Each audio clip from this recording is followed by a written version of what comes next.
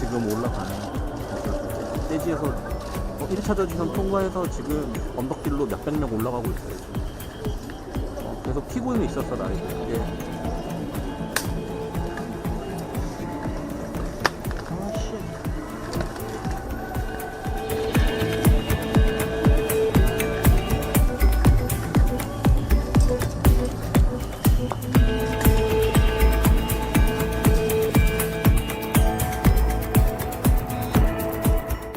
Kita ke sorotan lain, saudara. Bentrokan terjadi antara pendukung mantan Presiden Bolivia Evo Morales dan polisi.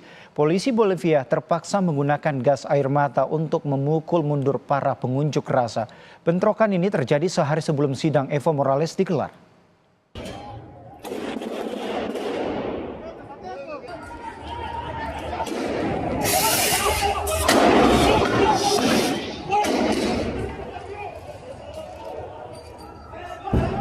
Sebelumnya, saudara, mantan Presiden Bolivia Evo Morales diduga menjadi pelaku terkait kasus pelecehan seksual. Diduga Evo Morales merupakan ayah dari seorang anak dengan gadis berusia 15 tahun. Para pengunjuk rasa menganggap tuduhan itu sebagai penganiayaan politik. Mantan Presiden dan para pengikutnya menuduh pemerintah Presiden Bolivia Arce melakukan konspirasi politik yudisial untuk menyingkirkannya dari persaingan pemilihan presiden pada bulan Agustus mendatang.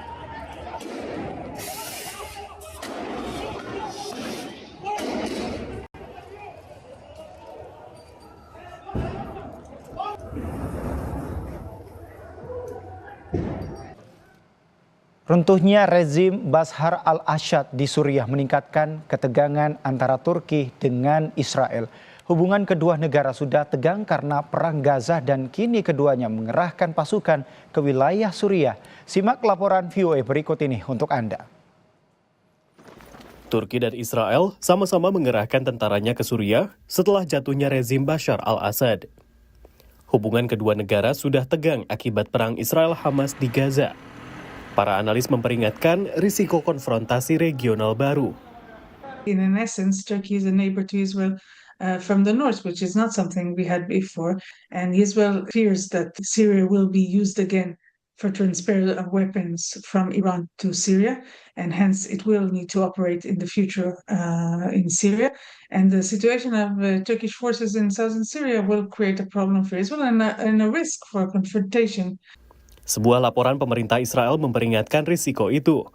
Dukungan publik Menteri Luar Negeri Israel Gideon Sa'ar terhadap Kurdi Suriah yang ditetapkan Ankara sebagai teroris semakin mengobarkan ketegangan.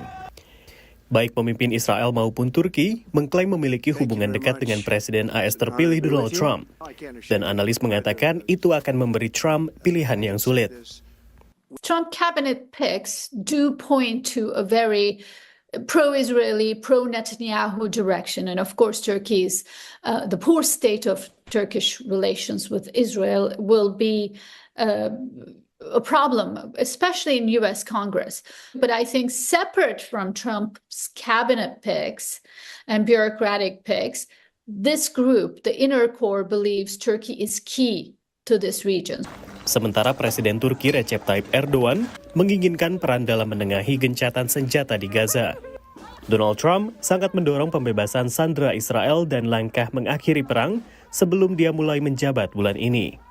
Ini dinilai sebagai peluang bagi Erdogan untuk memperkuat hubungannya dengan pemimpin AS. Assuming Israel has won most of what it's wanted, Erdogan really doesn't have much fair reason to curse Israel every day, which would remove the most important obstacle to better Turkey-American relations. Langkah lain untuk mengurangi ketegangan adalah menormalisasi hubungan antara Israel dengan Arab Saudi. Sebuah upaya yang diharapkan banyak orang untuk dilanjutkan Donald Trump. Because the normalization deal with Israel and Saudi Arabia will have a Palestinian component, and that will relax some of the tensions between Israel and Turkey. On the Palestinian issue. Sebelum perang di Gaza, hubungan antara Turki dan Israel mulai mencair. Tetapi saat ini, militer kedua kekuatan regional itu berhadapan di Suriah dengan ancaman eskalasi ketegangan lebih lanjut. Untuk isu Timur Tengah, Donald Trump telah menunjuk 2 orang pebisnis sebagai penasihatnya. Pertama, dia menunjuk seorang kawan lama, Stephen Witkoff, yang merupakan seorang investor real estate sebagai utusan khusus. Dia juga menunjuk besannya, Masad Bulos, sebagai penasihat senior urusan Arab dan Timur Tengah. Dari Washington DC, saya Rio Tuasikal dan tim VOA. Saudara, wacana deportasi massal imigran tanpa status hukum tetap oleh Presiden terpilih Amerika Serikat Donald Trump mendapat beragam respons dari WNI dan diaspora Indonesia di Amerika Serikat. Sebagian yang tak memiliki izin tinggal mengaku tak khawatir soal ini. Berikut laporan selengkapnya oleh tim VOA dari Florida dan New York, Amerika Serikat. Lady Insih, bukan nama sebenarnya, adalah warga Indonesia yang telah menetap di Florida, Amerika Serikat selama 23 tahun tanpa status hukum tetap. Di tengah wacana deportasi massal imigran tak berdokumen oleh Presiden terpilih Donald Trump, ia bisa ikut terjaring. Tapi menurut Insih, ini bukan ancaman kali pertamanya. Berapa tahun yang lalu juga semua harus sweeping di jalanan, di mana-mana, atau ke restoran-restoran itu saya udah ngalamin.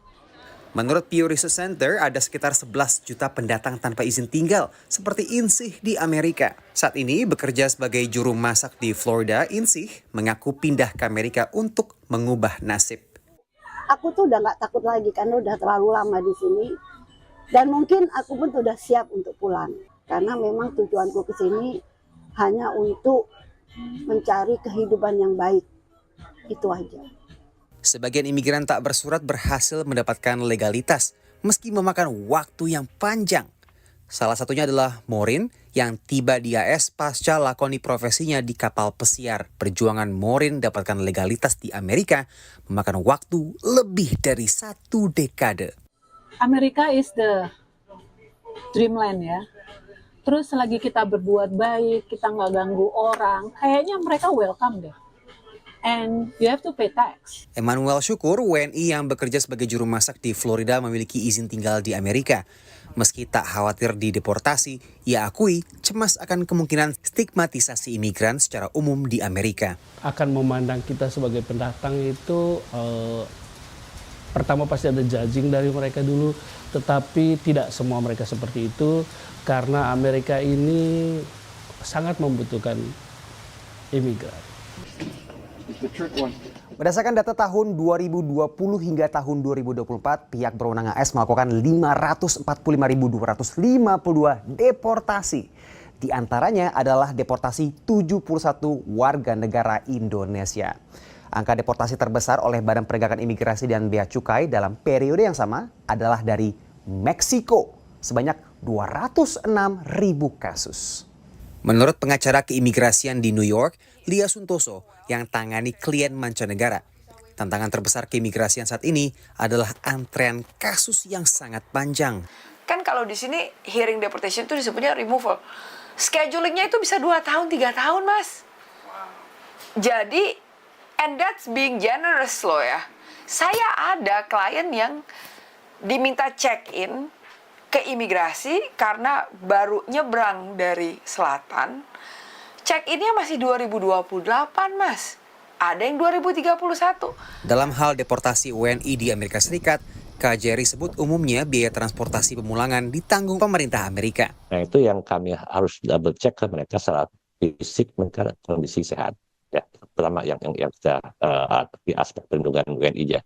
Kedua, perlakuan di rumah tahanan itu sendiri tentunya baik atau tidak. Itu yang harus kami pastikan. Dari Florida dan New York, tim VOA. Kebakaran di California meluas kali ini terjadi di Ventura County, wilayah perbatasan Los Angeles. Kencangnya angin membuat kebakaran meluas hingga lahan pertanian. Kebakaran lahan terbaru muncul di Oxnard, Ventura County, California, Senin malam. Kebakaran terjadi di pasar sungai yang mengering hingga meluas ke lahan pertanian setempat. Pemadam kebakaran bergerak cepat menggunakan helikopter memadamkan api dari udara.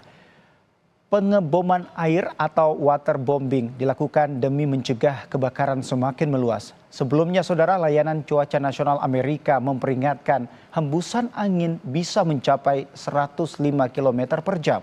Sebagian besar wilayah California Selatan di sekitar Los Angeles berada di bawah peringatan bahaya kebakaran ekstrim hingga Rabu, termasuk Thousand Oaks dan Simi Valley yang berpenduduk padat di Ventura County.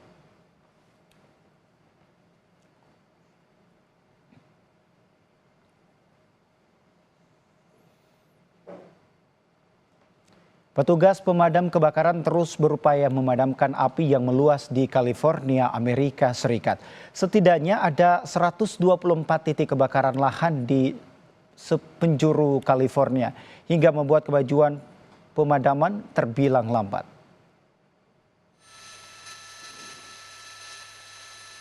Api masih berkobar di beberapa lokasi di California, Amerika Serikat. Kebakaran terburuk ada di wilayah Los Angeles hingga sedikitnya menewaskan 24 orang. Data Departemen Kehutanan dan Proteksi Kebakaran AS pada Senin 13 Januari terdapat 124 titik kebakaran luas dan 105 titik kebakaran kecil di California. Total wilayah terbakar melebihi 164 km persegi dan lebih dari 12.300 bangunan hancur. Kebakaran terparah adalah di Palisades yang masih berkobar hingga Selasa. Wilayah terbakar sekitar 96 km persegi dan hanya 14% wilayah aman. Di Los Angeles County, 150.000 warga dievakuasi, ditampung di lebih dari 700 tempat pengungsian sementara. Pihak berwenang setempat memperingatkan bahwa meski api di beberapa daerah telah dipadamkan, lokasi-lokasi tersebut tetap tidak aman dan penduduk di seluruh wilayah harus siap dievakuasi. Layanan Cuaca Nasional Amerika, National Weather Service, memperkirakan kemungkinan besar terjadinya kebakaran hutan di daerah perbukitan dan pegunungan di sekitar Los Angeles. Akibat dampak gabungan dari kelembapan rendah dan angin Santa Ana yang kencang, api dapat membesar dan meluas di beberapa daerah.